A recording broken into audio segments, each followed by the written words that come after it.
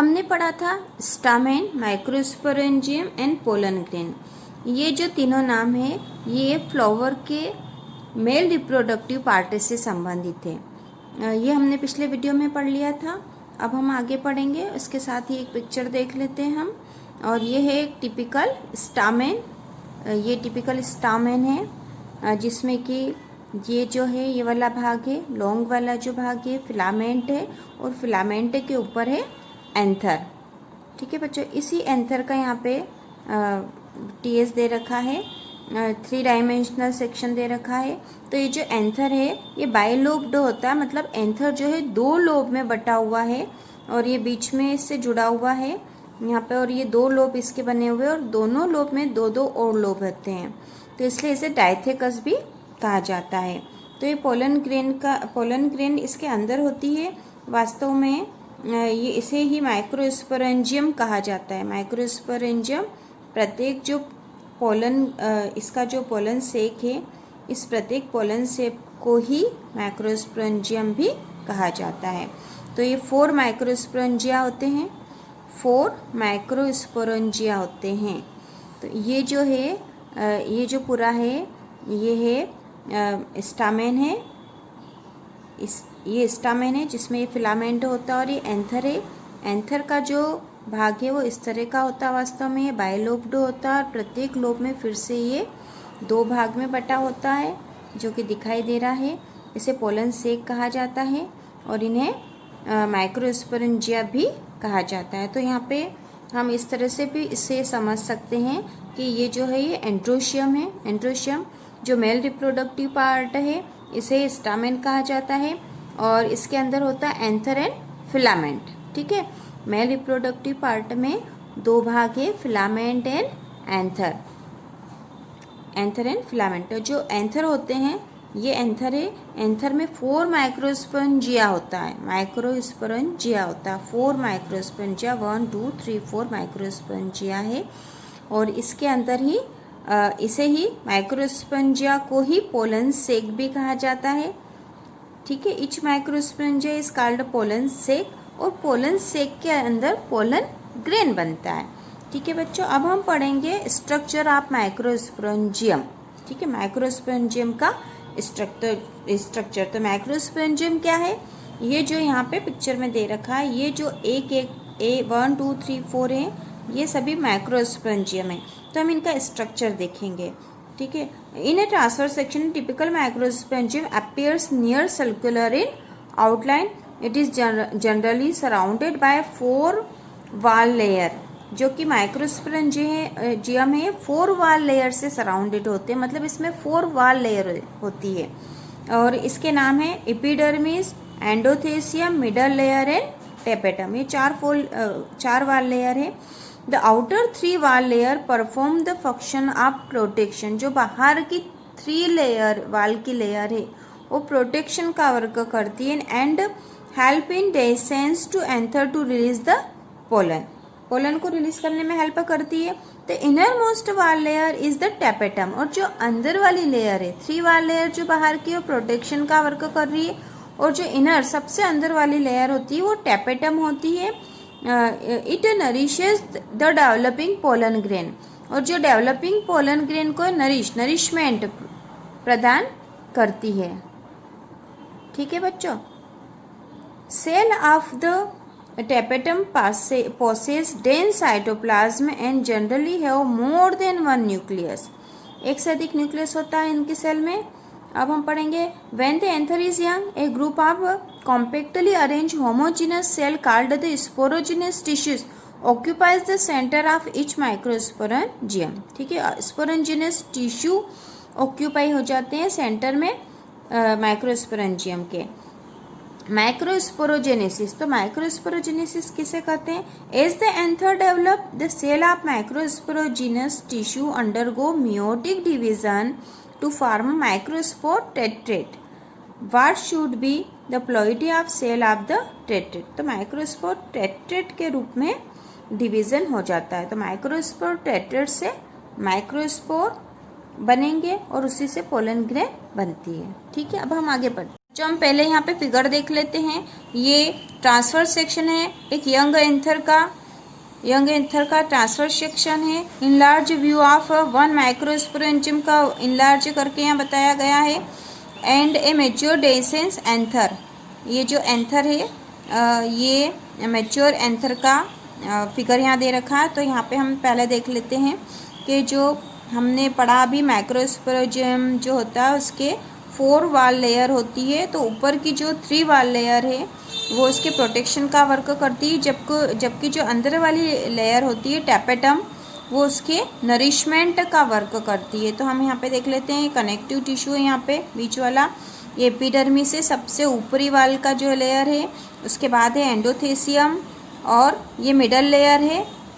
ठीक है बच्चों, ये स्पोरोजेनस टिश्यू है जिससे कि माइक्रोस्पोर के टेट्रेड बनेंगे। अब इसी को यहाँ पर इनलार्ज करके दिखाया गया है। तो यहाँ पे है एपिडर्मिस सबसे ऊपरी wall layer, endothecium middle layer, microspore mother cell, ये रे माइक्रोस्पोर मदर सेल जिससे कि टेट्रेड 4 माइक्रोस्पोर बनेंगे। ये टैपेटम है जो कि नरिशमेंट का वर्क करती है।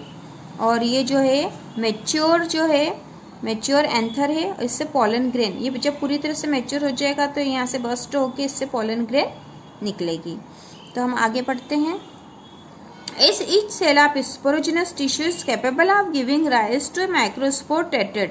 जो माइक्रोस्पोरोजिनस टिश्यू है उसकी वाल की प्रत्येक सेल माइक्रोस्पोर टेट्रेड बनाने के लिए कैपेबल होती है। Each one is potential pollen or microspore mother cell. The process of formation of microspore from a pollen mother cell through meiosis is called microsporogenesis. तो microsporogenesis किसे कहते हैं? The process of formation of microspore from a pollen mother cell through meiosis. meiosis के द्वारा pollen mother cell से microspore का formation होने की जो प्रोसेस है उसको माइक्रोस्पोरोजेनेसिस कहा जाता है। The microspores as they are formed are arranged in a cluster of 4 cell the microspore tetrad के रूप में वो अरेंज होते हैं।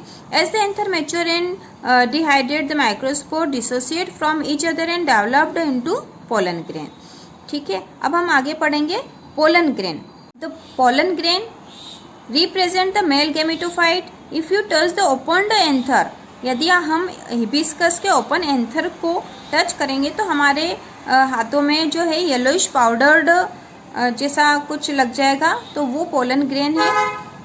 अब हम आगे स्टडी करते हैं। और यहाँ पर पोलन ग्रेन के कुछ पिक्चर्स दे रखे हैं। Scanning electron माइक्रोग्राफ्स of a few pollen grain. तो पोलन ग्रेन के जो स्ट्रक्चर है वो कितने अलग अलग टाइप के होते हैं यहाँ ये बताया गया है। Pollen grains are generally spherical maturing about 25 to 50 micrometres in diameter में ये इतने होते हैं 25 से 50। और जो स्फेरिकल होते हैं generally it has a prominent 2 layered वाल। इनके ऊपर 2 लेयर की वाल होती है। इनकी जो वाल होती है 2 लेयर होती है। तो हम सीधे से समझ लेते हैं कि सबसे जो आउटर वाल होती है वो एक्सिन। पोलन ग्रेन की जो आउटर वाल होती है वो एक्सिन कहलाती है। Is made up of sporopollenin, और यह स्पोरोपोलेनिन की बनी होती है। बाहरी वाल जो है वो एक्सिन है और स्पोरोपोलेनिन की बनी है। Which is the one of the most resistance organic material, और वह सबसे अधिक रेसिस्टेंस ऑर्गेनिक मटेरियल है।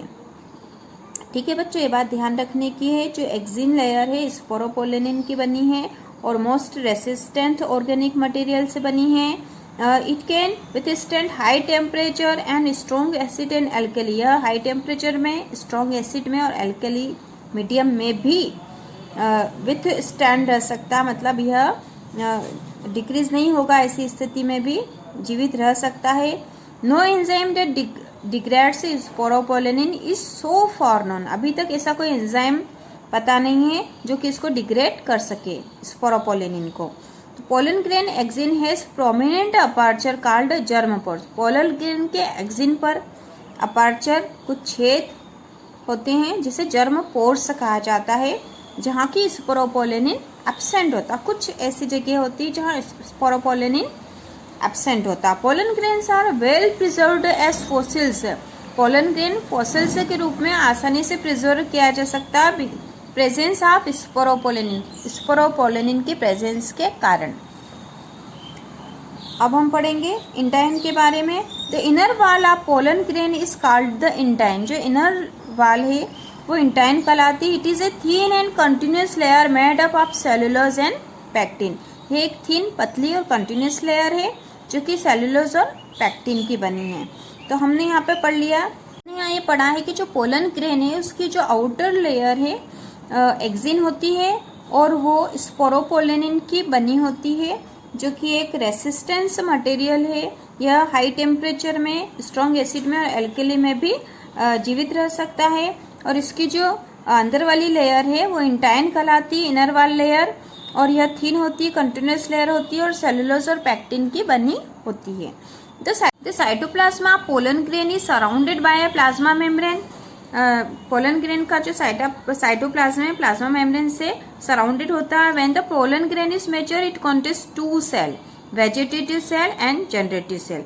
Vegetative cell बिगर होती है एंड इसमें फूड प्रिजर्व होता है और ये लार्ज शेप की होती है। जनरेटिव से स्मॉल होती है और फ्लैट इन साइटोप्लाज्मा। ठीक है बच्चों, हमने पढ़ा है कि मैच्योर पोलन ग्रेन में 2 सेल होती है, vegetative cell and generative cell. Vegetative cell बड़ी होती है, लार्ज होती है, उसमें फूड प्रिजर्व होता है, जबकि जनरेटिव सेल छोटी होती है, स्मॉल होती है साइज में and float in cytoplasm of the vegetative cell. It is spindle shape with dense cytoplasm and a nucleus. इसमें ये स्पाइंडल शेप की होती है, डेंस साइटोप्लाज्मा होता है जनरेटिव सेल में भी और एक न्यूक्लियस भी होता है। In over 60% of angiosperm, pollen grain are shed at this 2 cell stage. 60% angiosperm में पोलन ग्रेन्स इस 2 सेल स्टेज में शेड हो जाता है।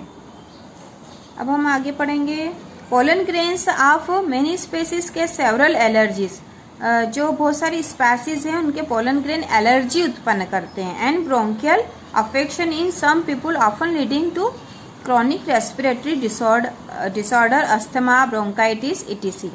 ये सब हो सकता है उनसे। It may be mentioned that parthenium or carrot grass that came into India as a contaminant with important wheat has become ubiquitous in occurrence and cases pollen allergy.